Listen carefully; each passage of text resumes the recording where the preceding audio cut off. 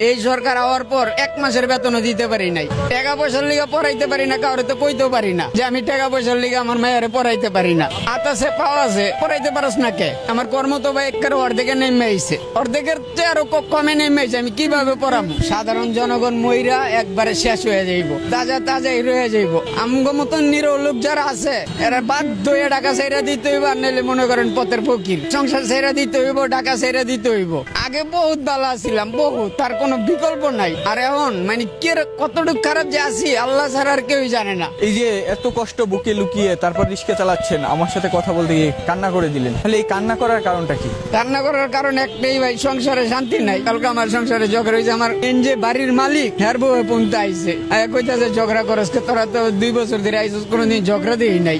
এই যে টাকা নিতারি নাই, কামাইয়া টাকা নিতারি না, ঠিক মতন চালাইতে পারি না সংসার। বাড়ির তো ঠিকই কয়, আমি তো বুঝি। এখন বর্তমানে আমরা 4 জন, বহুত অসুবিধা আছি ভাই। ছেলে মেয়েকে কি লেখাপড়া করাইতে পারে? কেন এরকম জীবন? আর কি কর্ম ছিল না?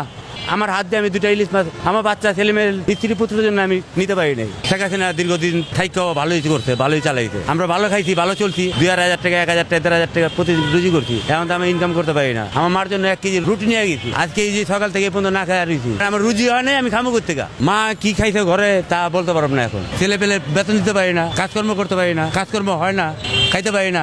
কোথা থেকে খামো? কে দিব? আমাদের যাদের আছে এরাও তো দিব না। এই সরকার যাওয়ার পর থেকে এই পর্যন্ত কষ্ট ভোগ করতেই আছি। দিন খেটা খামো, এই কাজকর্ম পাইতেছি না। আমাকে দরকার নেই সরকার।